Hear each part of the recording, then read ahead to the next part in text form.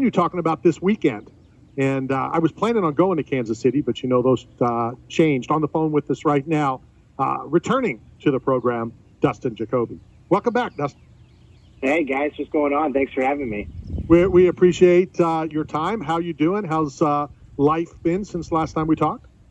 I'm doing great, man. Life's been good. We've been trucking in the UFC. Had a little hiccup in my last fight, a controversial decision loss to Khalil Roundtree, but I get an opportunity this weekend to get back in the win column. What's and I always ask all of you guys this, what's fight week like for you? And do you try to change it up? Because it's basically the same thing. Media day on Wednesday, press conference on Thursday, weigh-ins on Friday. Do you try to mix it up, or do you try to just keep it consistent? No, I keep it consistent, man. I like the old saying, if it's not broken, don't fix it. Fight week for me is pretty chill, relaxed. As I tell people, the hay's in the barn, the work's been done, and this week it's time to just kind of pull back a little bit, taper off, and get ready to get after it on Saturday night. My good friend Eve Edwards used to say all the time, all the hard work is done. The reward for everything that you've done the past 8 weeks, 12 weeks, whatever, is Saturday night. Yeah, absolutely. Now it's about turning the brain off, trusting in your preparation, trusting in the training that you put in, all the hard work that's went into this camp, and go out there and just let it flow, have fun Saturday night, man. We work so hard to go out there and just not be our best and just be uptight. Saturday nights to go out there and have some fun and show off all the hard work that we've been putting in for the last 12 weeks. We are talking to Dustin Jacoby, getting back in the octagon this Saturday, ESPN 44 Saturday night. I tend to always ask this as well because this is interesting to me. It's Wednesday, so fights in, 3.5 days, with it being Saturday night. Are you the type of guy that you want to try not to think about the job, the task, the enjoyment that's coming on Saturday? Or do you try to block it out and, not think about it? Well, I definitely think about it. It's on my mind a lot every day. You're thinking about the fight. But I try to, earlier today I got out, I walked around. It's beautiful here in Kansas City. The sun's shining, and went to a couple shops, but, did some shopping and just trying to be as normal as possible, man. Keep my mind off the fight and just enjoy the moment, enjoy the people that are around here. And, I know that Saturday's coming. And, again, we've put so much hard work into it. You got to enjoy it. It's going to come whether you think about it or not, right? Yeah, 100%, man. Let the chips fall where they may. The work's been done. What's the result? You just got to forfeit the result and don't worry about the outcome. Just go out there and give your best effort, and the chips will fall where they may. So Dustin, we talk to athletes every week in, week out. As a professional athlete myself, I know how hard it is to cut weight during competition. I am a pro bodybuilder, natural, obviously.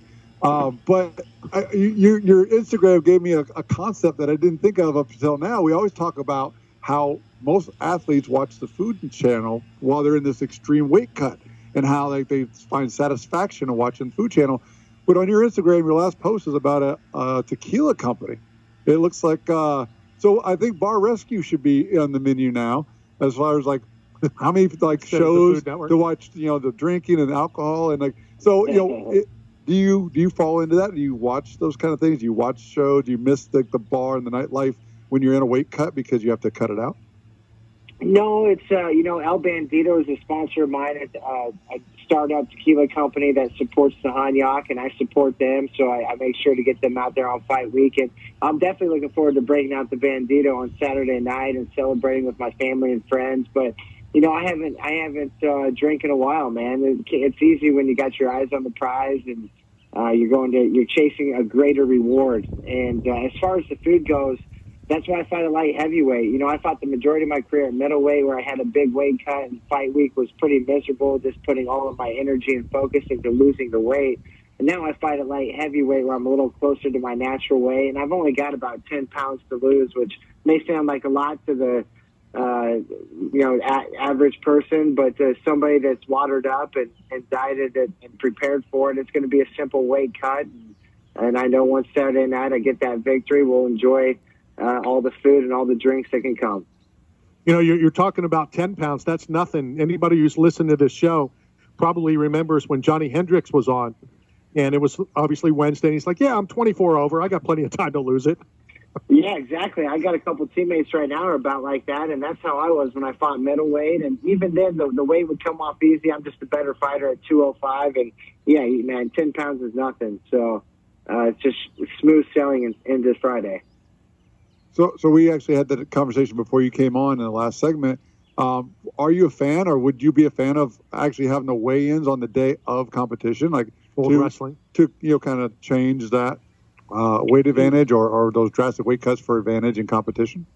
Yeah, for me, it wouldn't be an issue because, like I said, I'm fighting at light heavyweight 205. I went up a weight class, and I float right around there, about 10, 12 pounds heavier than that. So if that was the case, I'd be all for it. I think, if people fought closer to their natural walk-around weight, I think their performance would be better. I know I'm certainly a better fighter at light heavyweight as opposed to middleweight, and cutting all of that weight, man, it really drains you. It drains your energy. I would be a fan for it if we fought the same day as we weighed in. Well, I agree with you 100%. Give me your opinion on your opponent.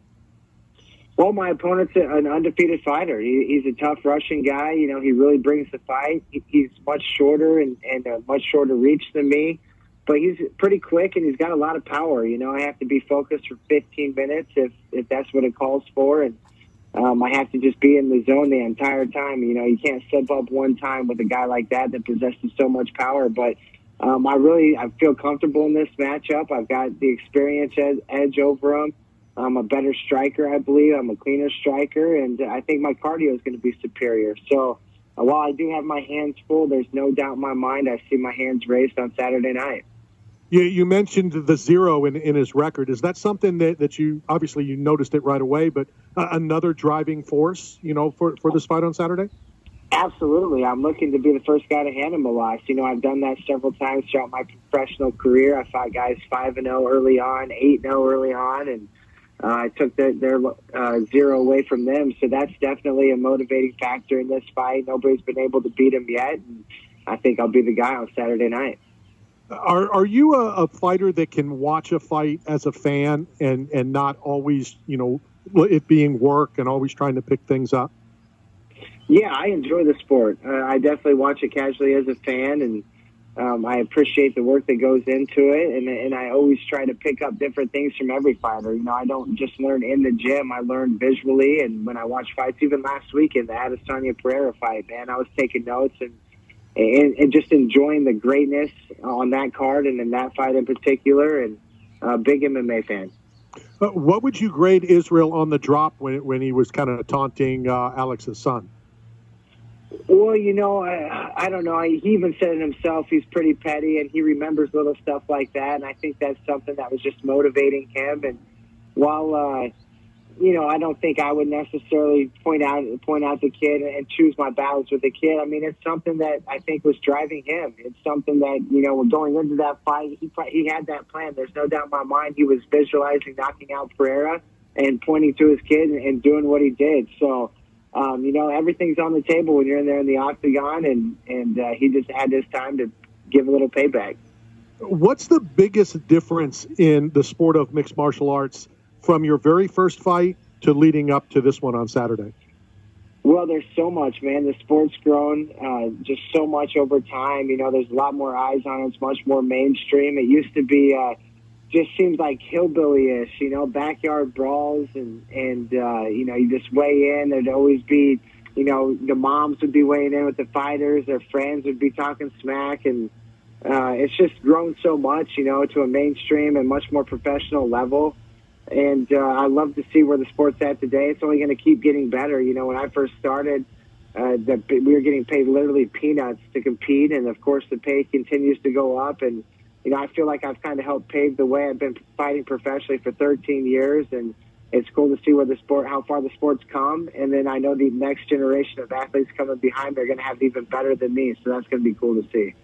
The first after party that I attended was at UFC 11, which featured a cheese plate, Tank Abbott, 2 fans, and 1 media person.